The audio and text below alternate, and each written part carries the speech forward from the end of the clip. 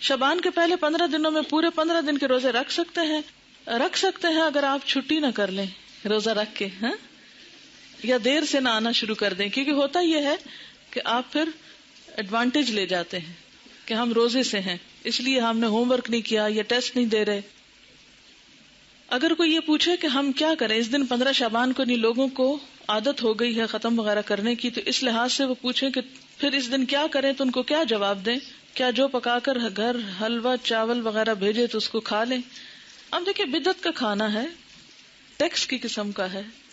پہلی بات تو یہ ہے کہ انہیں کہیں وہی کریں جو روز کرتے ہیں، نمازوں کی پابندی کریں، صدقہ خیرات جیسے روٹین میں کرتے ہیں، کیونکہ جو دن اللہ کے رسول صلی اللہ علیہ وسلم نے مخصوص نہیں کیا کسی خاص عبادت کے لیے، اس کو اپنی طرف سے بتا کے اچھا آپ یہ کر لیں یہ کر لیں یہ کر لیں، تو یہ بھی درست نہیں ہوگا. آپ کیا بتائیں جو روز کرتے ہیں وہی اس دن کریں، کیونکہ نبی صلی اللہ علیہ وسلم سے کوئی خاص عمل ثابت نہیں ہے. اگر والدین اور شوہر روزے اس ماہ میں منع کریں تو کیا ان کی بات مان لی جائے؟ نفلی روزے میں شوہر کی اجازت ضروری ہے، تو یہ نفلی روزے ہیں، ٹھیک ہے نا، الا یہ کہ آپ کو فرض پورا کرنا ہے، پچھلا قضا کرنا ہے، وہ تو پھر آپ نہیں کسی کی بھی مانیں گے. لیکن نفلی روزے میں بیوی کے لیے شوہر کی اجازت ضروری ہے لیکن والدین کی ضروری نہیں ہوتی. What's your grandson's name؟ چلے میں آیت ایک پڑھتی ہوں، آپ بتائیے. لم نجعل له من قبل سمیا. جی یہ نام اللہ تعالیٰ نے خود رکھا تھا نا حضرت یحییٰ کا.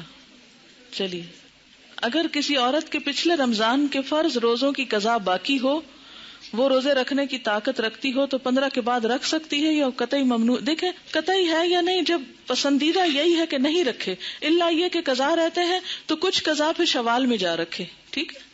اچھا ایک چھوٹی سی بات مجھے خیال آ رہا تھا، میں آپ سے شیئر کروں گی، ہے تو بس ایسے ہی لیکن مجھے اس بات سے تھوڑی سی خوشی ہوتی ہے، میرے ذہن میں آ رہی تھی. آپ نے یہ نام کی بات کی ہے تو اس وقت الحمدللہ میری نانی موجود ہے نا، زندہ ہے، یعنی میری نانی، اور میں بھی نانی بن گئی ہوں. تو وہ اور اتفاق یہ ہے کہ مجھے یہاں پر آئی ہوں، یہاں سے میں اپنی نانی کی ملاقات کے لیے بھی، اسی وزٹ میں میرا درس تھا سرگودا میں بھی، تو میں ان سے بھی ابھی ملاقات کروں گی جا کے. تو ایسے ایک اتفاق کی بات ہے، اللہ تعالیٰ کو ایسے ہی منظور تھا، تھوڑا سا آپ سے شیئر کرنا تھا. نانی بننے کے بعد نانی کی زیارت کرنے جانا ہے، کیونکہ جب مریم ایکسپیکٹ کر رہی تھی تو میرا بہت دل چاہتا تھا کہ کاش میری نانی زندہ رہے یہ خبر سننے کے لیے. ویسے الحمدللہ she is about 100 but she is all right. ویسے تو بڑھاپے کی ایک ویکنس ہوتی ہے، لیکن اپنے پاؤں چل کر واش روم جاتی ہیں. جب لاسٹ ابھی میں ملی ہوں تو اس وقت الحمدللہ چھوٹا موٹا اپنا کام کر لیتی ہیں، بستر بنا لیا، کچھ اور اپنے ہاتھ سے کھا پی لیا، چل پھر لیا. پہلے تو گفتگو بہت اچھی کرتی تھی، بہت فصیح اللسان تھی، لیکن یہ کہ اب اس دفعہ میں نے دیکھا کہ بات کم کر رہی تھی. الحمدللہ. میری نانی کی والدہ اس وقت فوت ہوئی تھی جب وہ بہت چھوٹی تھی. ایک طاعون پھیلا تھا پچھلی صدی کے شروع میں، 1900 اینڈ سم تھنگ میں، کچھ 10-8 تھا یا کچھ ایسے ہی تھا.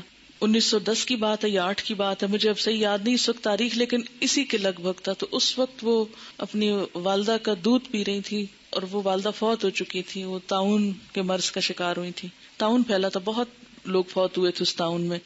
وہ بتاتی ہوتی ہے نانی کہ میں اپنی فوت ہوئی بھی ماں کا دودھ پی رہی تھی اور پھر مجھے آ کے اٹھایا گیا تھا ماں کے سینے سے. تو انہوں نے اپنی والدہ کو نہیں دیکھا ہوا.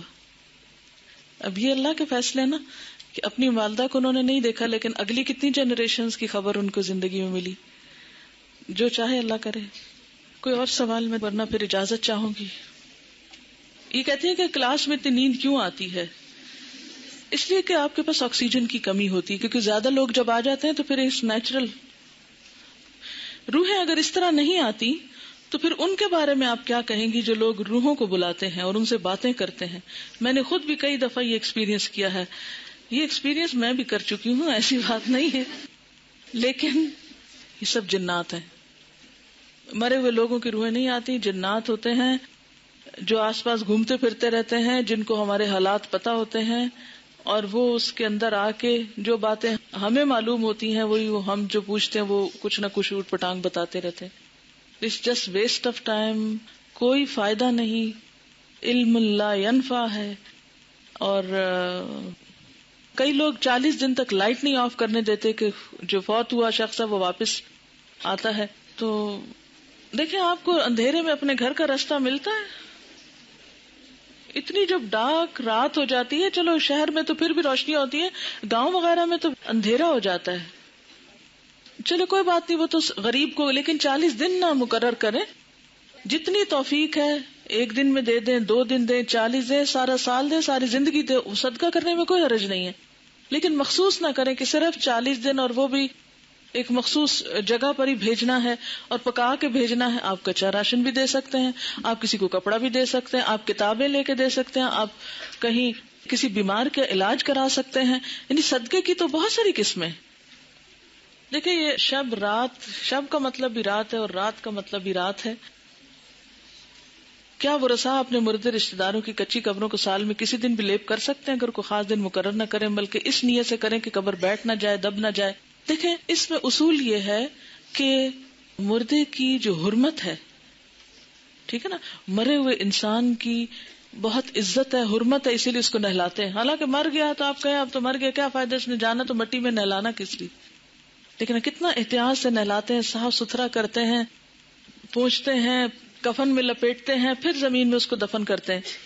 یہ سب کچھ کس لیے ہے کہ انسان جانوروں کا نشانہ نہ بنے. اگر ایسے ہی جا کے رکھ آئیں کہیں ہم مردے کو، دفن نہ کریں تو کیا ہوگا؟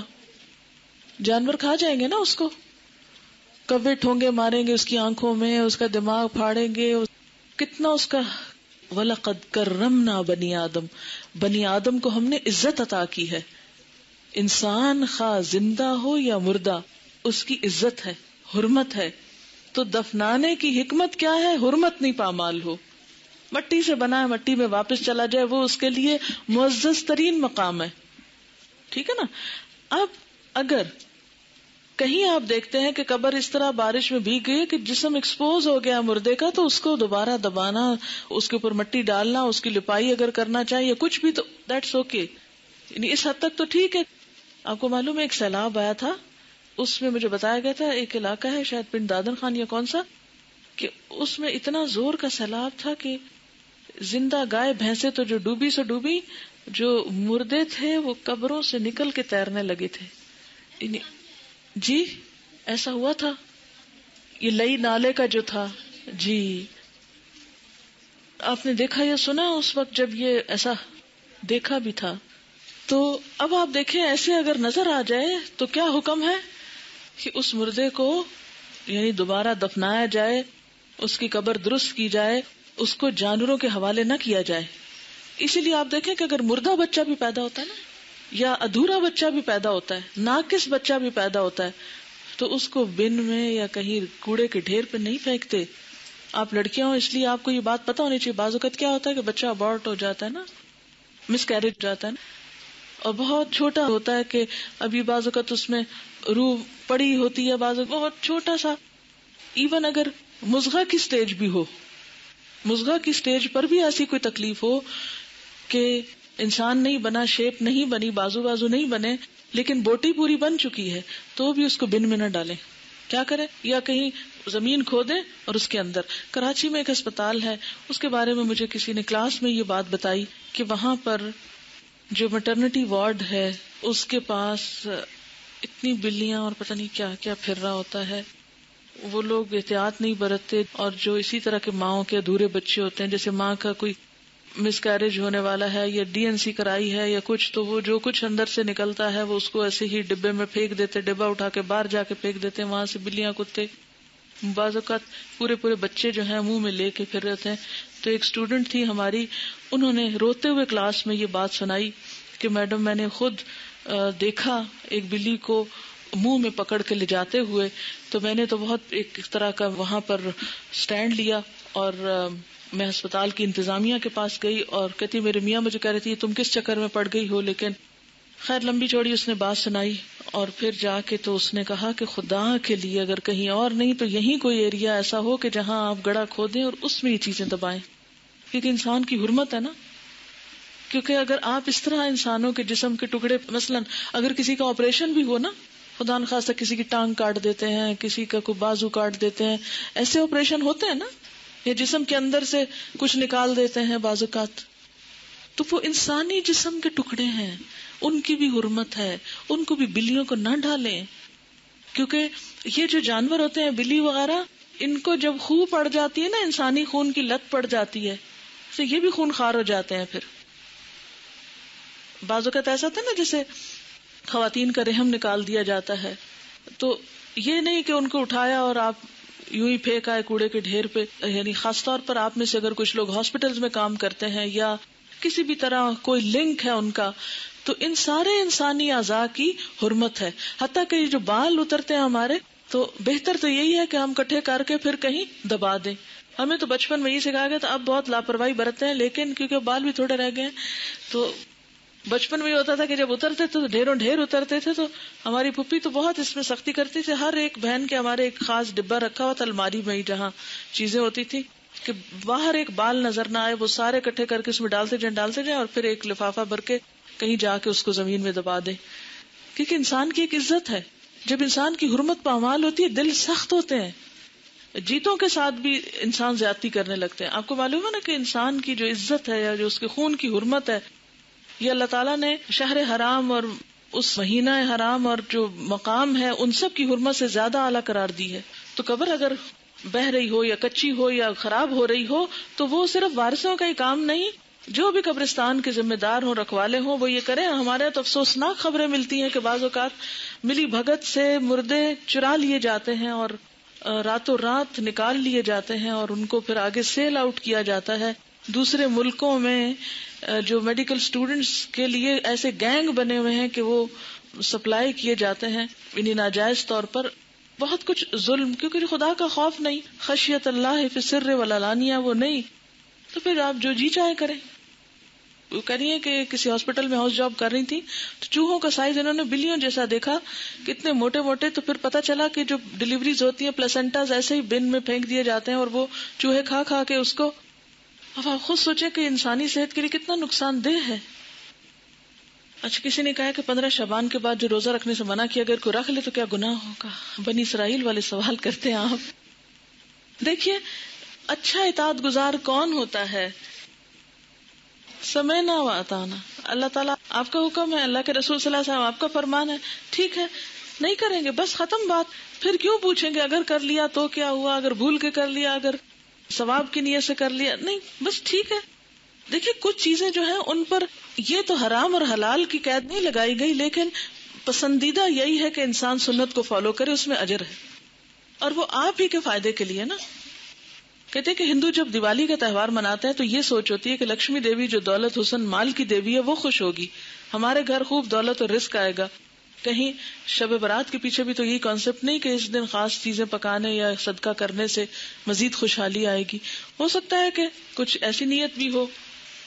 لکھا ہے میں پچھلے 4 سال سے روزے نہیں رکھ رہی کیونکہ ڈاکٹر نے منع کیا ہے کہ میں دوائی کھاتی ہوں اور دوا مس نہیں کر سکتی. یہ 4 سال سے کھا رہی ہوں کہ چھوڑ دوں تو بیمار ہو جاتی ہوں. سیکنڈ اوپینین لے. ایک خاتون تھی, ان کو میں نے اسی طرح مشورہ دیا کہ آپ سیکنڈ اوپینین لے کر تھوڑا آپ کوشش کریں, ایک دن روزہ رکھیں, اگر چل گیا کمپلیٹ کر لیں. وہ السر کی مریضہ تھی, ان کو ہر تھوڑی دیر کچھ کھانا پڑتا تھا, اور رمضان کی برکت ایسی ہوتی ہے کہ انہوں نے ٹرائی کیا اور شام تک کوئی خاص نہیں تکلیف ہوئی, اور الحمدللہ اس کے بعد کئی سالوں سے مسلسل اب روزے رکھ رہی ہیں, اور اس سے پہلے کافی عرصے تک وہ روزے چھوڑتی رہی. آپ ٹرائل بیس پہ رکھ لیں, اگر آپ سمجھیں کہ مرنے لگے ہیں تو پھر توڑ کے روزہ دوا کھا لیں, ٹھیک ہے, لیکن ذرا سا ٹیسٹ تو کریں. مثلا میں نے گھٹنے کی تکلیف آپ کو بتائی تھی نا, تو بیٹھ کے نماز پہ, اب میں کیا کرتی تھی, بیڈ پہ تھوڑا ایسے موڑ موڑ کے بیٹھ کے دیکھتی تھی, اچھا آج میں نیچے پڑھ سکتی ہوں نماز, اچھا آدھی پڑھ لوں, فرض نیچے پڑھ لوں, سنت اوپر پڑھ لوں, تھوڑا تھوڑا ٹرائی کر کے. پھر ایک دفعہ تو ایسا ہوا کہ نیچے بیٹھنے لگی تو اتنی تکلیف ہوئی, پھر اٹھ کے جلدی اس کرسی پہ بیٹھ گئی. تو ٹرائی ضرور کرتے رہنا چاہیے, لیکن اگر پہلے سے ڈر جائیں کہ نہیں یہ تو ہو ہی نہیں سکتا, اب ایک دفعہ مجھے چھوٹ گیا, نہیں, ابھی آپ ینگ ہیں, اور آپ کو پتا بہت سی بیماریوں کا علاج خود روزے کے اندر ہے. 15 شعبان کو مرنے والوں کی قبروں کی صفائی تو کرتے ہیں, مگر جن راستوں پہ زندہ لوگ چلتے ہیں ان کا کسی کو کوئی خیال نہیں. اس پر بھی ویسے آپ سے بات کروں گی انشاءاللہ, کبھی زندگی رہی. میرا جی چاہتا ہے کہ ہم سب اپنے گلی محلوں کے بارے میں کچھ سوچیں, ان کی صفائی کا. آپ کو پتا ہے کہ امریکہ میں بچوں کو ہوم ورک ملتا ہے اس طرح کا؟ کیا بلا؟ کسی کو کوئی معلوم ہے اس طرح کی بات؟ جی کوئی بتائے گا؟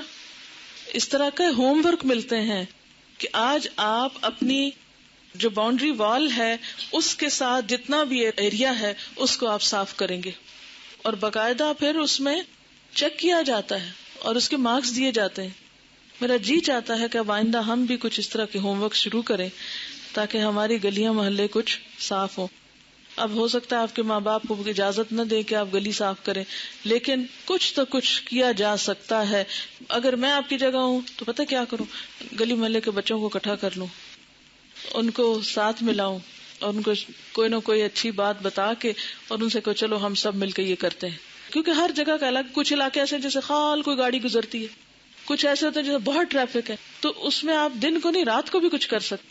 گھر کے مردوں کو احساس دلائیں، گلی محلے میں جہاں درس دیتے ہیں ان کو احساس دلائیں، تو دیکھیں کیسے نہیں ہوگا، بہت کچھ ہو سکتا ہے. جیسے وہ شجر کاری کا ایک ہفتہ مناتے ہیں، اگر ہم بھی اپنے اپنے صرف گھر کی جو دیوار ہے اس تک کا ایریا اور نالی وغیرہ بھی صاف کرنے کی ذمہ داری لے لیں تو شہر صاف ہو سکتا ہے.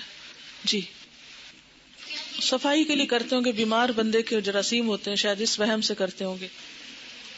یہ 15 شعبان کی رات کو عبادت کا جو کانسیپٹ ہے، دیکھیے کہ نبی صلی اللہ علیہ وسلم کی سنت سے کوئی صحیح حدیث میں ثابت نہیں، بعض ضعیف روایات اس سلسلے کی موجود ہیں جس میں کچھ عبادت وغیرہ کا ذکر ہے، اور وہ لوگ کیا سمجھ